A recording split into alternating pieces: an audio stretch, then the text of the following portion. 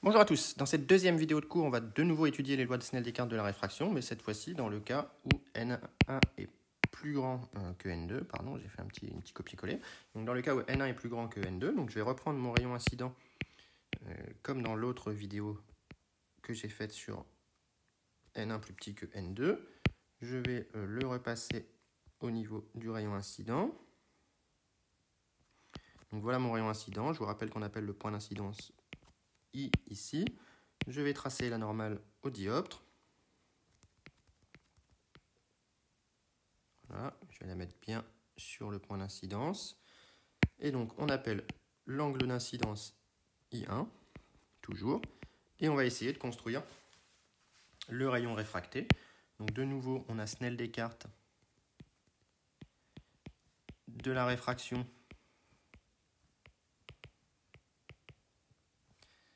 qui donne N1 sin I1 égale N2 sin I2.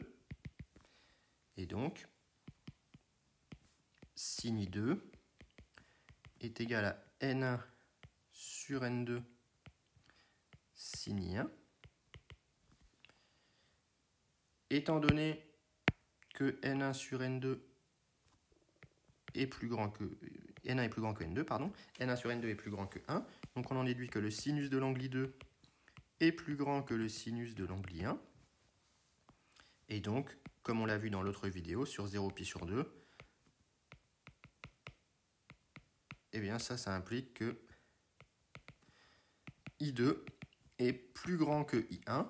Donc l'angle de réfraction va être plus grand que l'angle d'incidence. Donc le rayon réfracté, eh bien, il va s'éloigner de la normale. D'accord? Donc par rapport au rayon incident, la déviation va être telle que le rayon réfracté, ici par exemple, tracé en violet, s'il veut bien, hop, s'éloigne de la normale avec un angle de réfraction I2. Donc ça, c'est un tracé de rayon réfracté. Maintenant, étant donné que I2 va être plus grand que I1, cette fois-ci, on va avoir un phénomène complètement différent du cas précédent. Comme I2 est plus grand que I1, eh bien, il va arriver un moment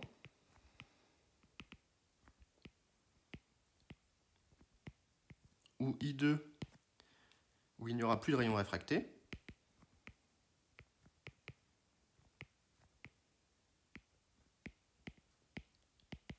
eh bien, car tout simplement, d'après l'expression précédente, le sinus de l'angle I2 va devenir plus grand que 1.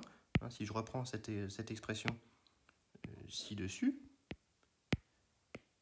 étant donné que N1 sur N2 est plus grand que 1, eh bien forcément, un jour ou l'autre, le sinus de I2 va devenir plus grand que 1 également. Et donc, il y aura un problème. Il n'y aura plus d'angle de rayon réfracté. Et donc, c'est ce qu'on appelle, dans ce cas, on a uniquement le rayon réfléchi. Pardon. Dans ce cas, on aura uniquement le rayon réfléchi. Et donc, on parle de réflexion totale. Donc, il faut savoir établir les conditions de réflexion totale. Ça, c'est dans le programme officiel. Il faut vraiment maîtriser cet aspect. Donc, les conditions de réflexion totale, elles sont au nombre de 2.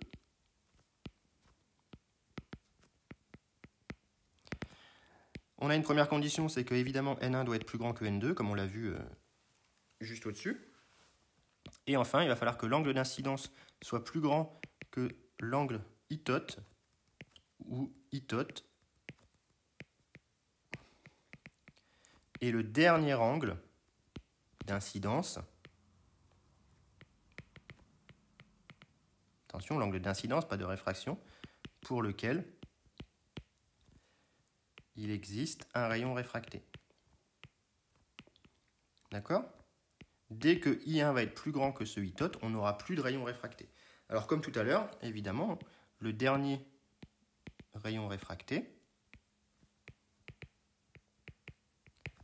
correspond à I2 égale π sur 2. D'accord? Comme le rayon s'éloigne de la normale, eh bien, il va arriver un moment où pour un rayon incident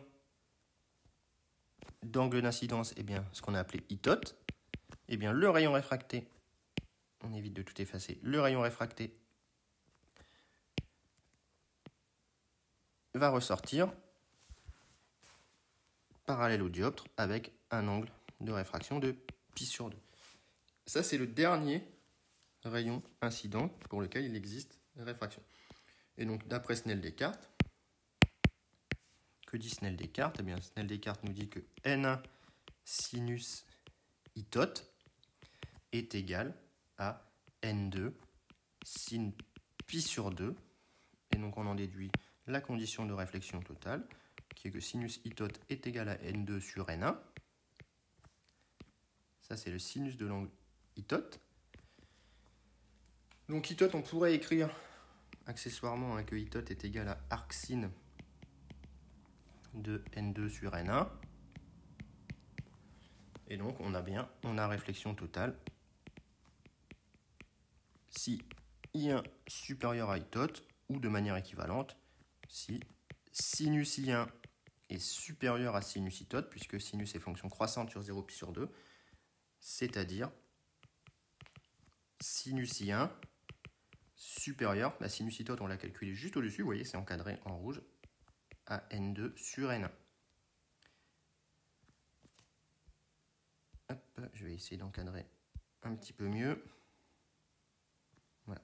Donc dès que le sinus de l'angle I1 devient plus grand que N2 sur N1, eh bien on a absolument réflexion totale ici. Donc ça s'observe sur le schéma sur cette plage-ci. Donc ça, c'est la plage pour laquelle on a réflexion totale.